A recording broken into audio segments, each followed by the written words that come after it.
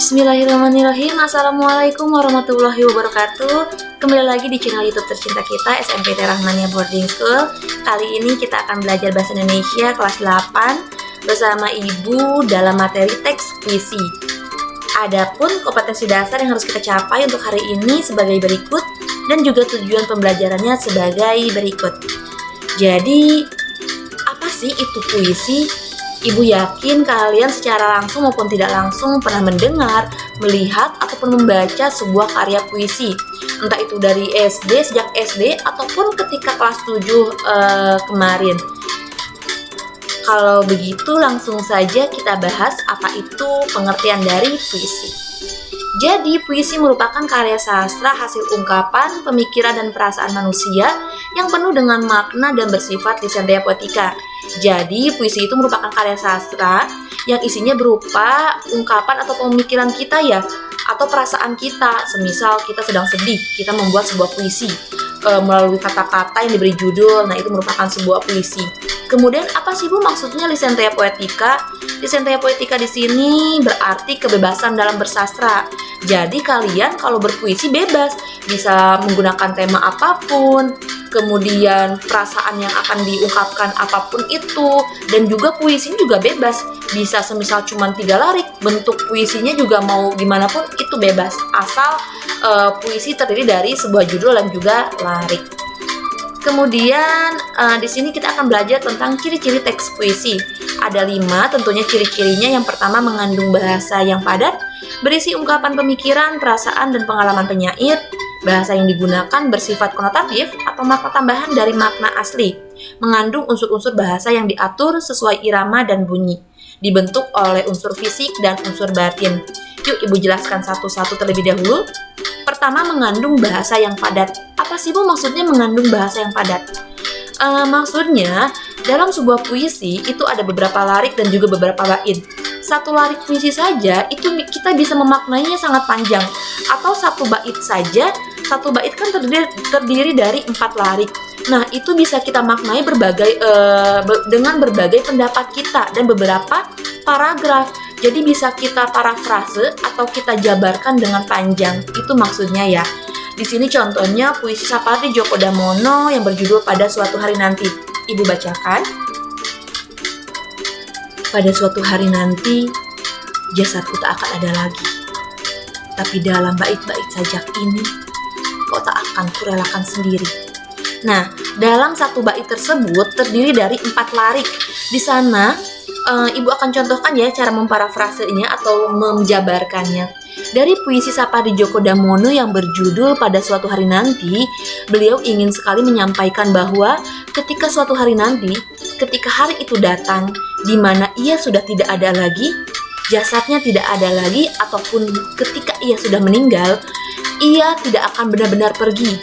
Ia akan tetap meninggalkan sebuah karya berupa bait-bait sajak yang ia tulis, sehingga keluarga, sahabat, ataupun para penggemarnya tidak akan sendiri.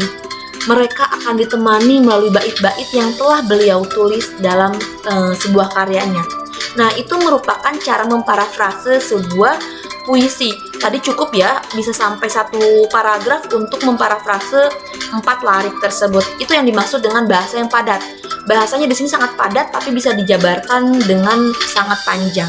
Dilanjut, berisi ungkapan pikiran, perasaan, dan pengalaman penyair.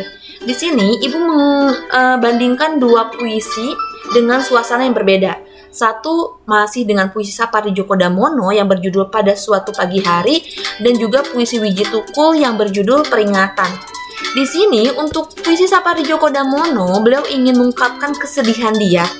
Dia ingin ketika pagi-pagi itu ia ingin menangis di lorong sepi tanpa ada yang bertanya kenapa. Cukup ia sendiri saja yang mengalami kesedihannya. Dan juga ia ingin ketika pagi itu hujan turun rintik-rintik, karena kita tahu ya ketika kita sedih, ketika kita menangis, ketika kita meneteskan air mata tersebut akan tertutupi oleh air hujan yang membasuhi wajah kita ketika memang kesedihan itu berbarengan dengan hujan. Nah, berbeda halnya dengan puisi Wiji Tukul yang berjudul Peringatan. Di sini merupakan puisi kekecewaan rakyat terhadap pemerintahnya. Wiji Tukuo memperingatkan bahwa ketika penguasa berpidato dan rakyat pergi, penguasa harus tahu berarti ada rasa kekecewaan dari si rakyat kepada penguasa. Entah karena janji-janji manisnya yang tidak pernah terrealisasikan, atau mungkin tentang kalimat-kalimatnya yang manis tapi tidak pernah berdampak sesungguhnya. Itu yang dimaksud ya. Jadi ada dua karakter atau dua perasaan yang berbeda yang diungkapkan dari dua puisi tersebut. Dilanjutkan mengandung unsur-unsur bahasa yang diatur sesuai irama dan bunyi. Di sini contohnya puisi Waktu W.S. Rendra. Jadi untuk puisi tersebut kita bisa memainkan irama atau tinggi rendahnya nada tergantung puisi tersebut ya. Dan juga di sini bunyinya nih, ada permainan bunyi yang berakhiran AN dan IR. Bu, bukankah puisi itu, Bu, apakah puisi yang kita buat harus berakhiran sama? Tentunya tidak ya. Tadi kan kita belajar tentang licentia poetica, kebebasan dalam berpuisi atau bersastra. Jadi bebas, mau berakhiran sama ataupun berakhiran beda-beda, itu tergantung kita.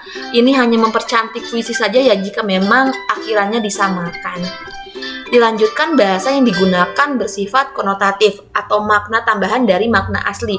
Jadi di sini maknanya itu tidak melulu sesuai dengan KBBI.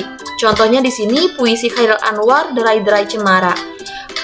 Tulisan yang berwarna biru ini merupakan makna konotatif. Kenapa, Bu? Coba Ibu bacakan ya. Cemara menderai sampai jauh.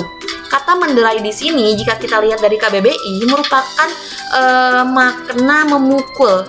Sedangkan kalau kita gabungkan kalimatnya, cemara menderai sampai jauh. Apakah cemara bisa memukul? Apakah cemara memiliki tangan? Tentunya tidak. Itu yang dimaksud dengan makna konotatif, makna tambahan dari makna asli. Kemudian yang kedua juga dipukul angin yang terpendam.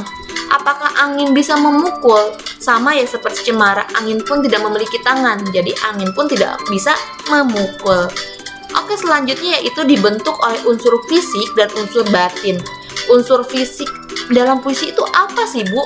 Tentunya unsur fisik adalah unsur nyata yang ada, yang jelas terlihat. Nah, apa yang terlihat?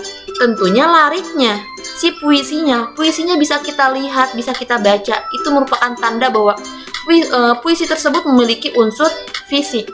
Kemudian kalau batin itu berhubungan dengan rasa dan juga pikiran. Tentunya ketika kita membaca puisi kita bisa merasakan ya makna dari si puisi tersebut, apa sih yang ingin perasaan yang ingin disampaikan oleh si penulis kepada si pembaca, ataupun apa sih yang bisa kita pikirkan dari si puisi tersebut. Oke, untuk materi puisi cukup sekian. Jadi kita belajar tentang pengertian dan juga ciri-ciri teks puisi. Semoga kalian bisa paham ya materi yang Ibu sampaikan. Tentunya untuk sumber kali ini tetap Ibu menggunakan Budi Waluyo, buku bahasa sastra Indonesia kelas 8 Platinum, dan juga menggunakan aplikasi Canva. Oke, terima kasih untuk kalian yang sudah mendengarkan dari awal sampai akhir.